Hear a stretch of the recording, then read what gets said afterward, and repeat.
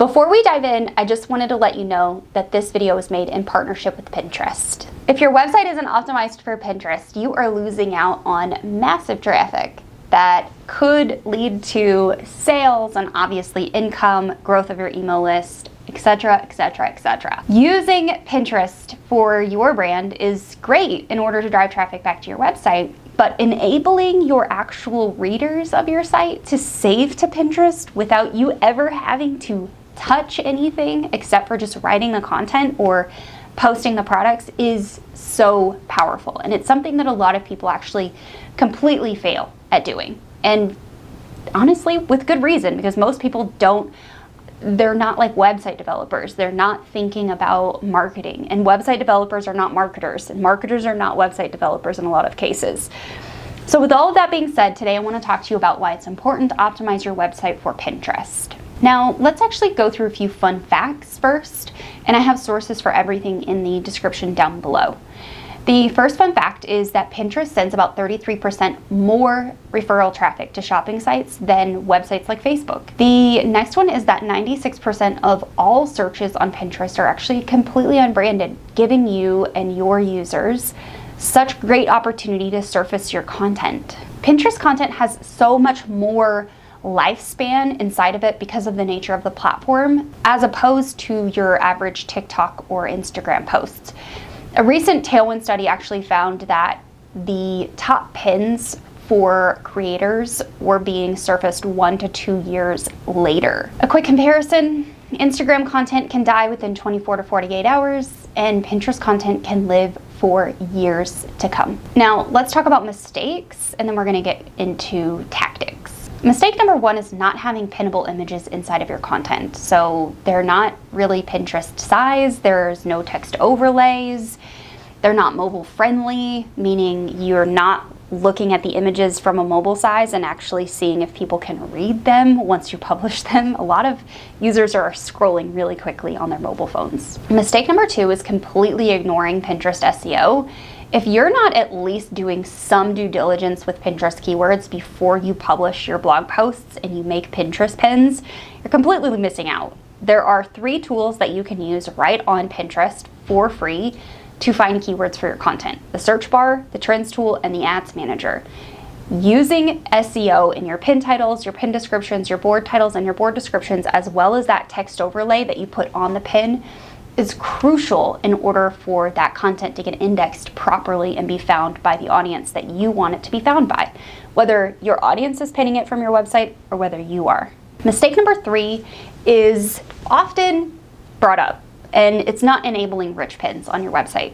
Rich pins just enables extra metadata to come over from the website, whether it's shop listings or blog posts or recipes or whatever, to Pinterest, allowing Pinterest to then index that extra metadata on your pins. Mistake number 4 is slow websites. If your websites are crawling, if there's lots of pop-ups, if there are things getting in the way, if your links are broken, you have 404 pages, things are redirecting to weird places, this is not great for user experience, and your users will not pin your content for you, nor will Pinterest users stick around once they come from Pinterest to your website. So let's make sure we are optimizing our websites for speed and user experience. Now here is your optimization blueprint. Number 1 is making sure your website is Pinterest friendly to start. Install your Pinterest Save button, whether this is a plugin that you are using from a plugin store or whether it's something that you are installing with JavaScript or HTML on the back end of your site. There's plenty of tutorials on this channel about sharing buttons, as well as across the internet. So there's definitely resources for you to figure out how to put a sharing button on your website. Number 2 is adding alt text to your images to make it easier for people who need to use screen readers to be able to use the platform. Let's not leave out anyone that needs that extra support in order to enjoy your content. The last thing in ensuring your website is Pinterest friendly is embedding pinnable images, whether they are hidden behind sharing buttons or whether they are visible right inside of the blog post or the products. Like, let's make sure our images are super pinnable. Now, if you're an e-commerce store and you're watching this, then making sure that you have vertical images in your shop listing photos and that they are a mix of white background and lifestyle is actually going to be great for you. Now, if you're a content creator or a blogger like myself or a service provider, that means embedding pinnable images with some text overlay on them inside of the blog content or hiding them behind those sharing buttons like I mentioned before. Step number 2 is to learn proper SEO. On Pinterest, this means using long-tail keywords in all of the relevant places. I'm going to rattle them off and you can take notes or you can pause and come back. Number 1, your display name, your Pinterest bio section, which is your about section, your board names, your board descriptions, your pin titles and your pin descriptions, and your text overlay are all opportunities for you to use Pinterest SEO in order for your content to be surfaced and indexed properly by Pinterest. So you really want to optimize all of those places in order to make the most of your content and get the most reach. And a bonus is using Pinterest trends to do a little bit of content planning and using those queries inside of trends to create content or answer questions inside of existing content that are Pinterest friendly. A lot of people actually completely miss out on the fact that they can create Pinterest images for the content inside their blog posts and not just like the theme itself. So let's say you are creating a blog post on, 5 different ways to use a cast iron skillet. Let's make a Pinterest pin for each of those 5 ways and find a Pinterest query that will match each one of them. Step number 3 is to implement the rich pins and enabling that schema markup that will turn your regular content into rich content on Pinterest. This is easiest done for websites like Shopify because it's automatic. It is really easy to do for WordPress websites. If you use a plugin like Yoast, you can just go into the settings of Yoast and turn a couple of things on and you're good to go.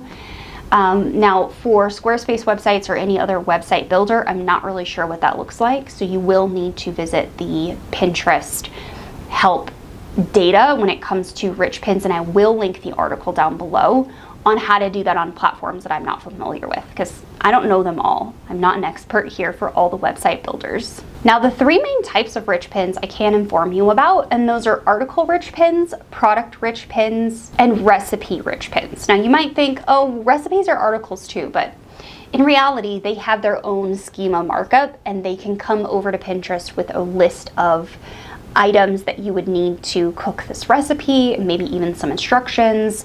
It can even come over with the rating of the recipe, and the button text on the actual recipe pin might be different.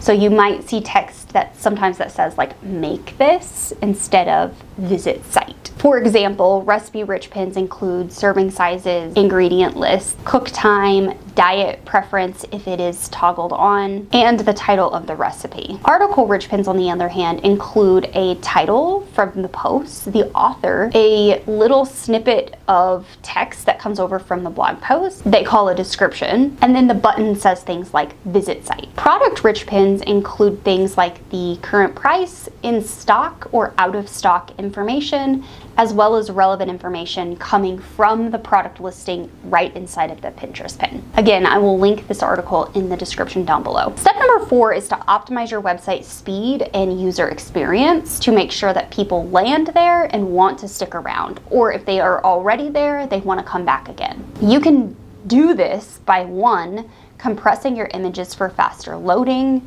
using a lazy loading style plugin. I personally use a plugin called Short Pixel to help me with this on WordPress. And make sure your site is mobile friendly. So unlike me, you actually need to go and look at your site on mobile.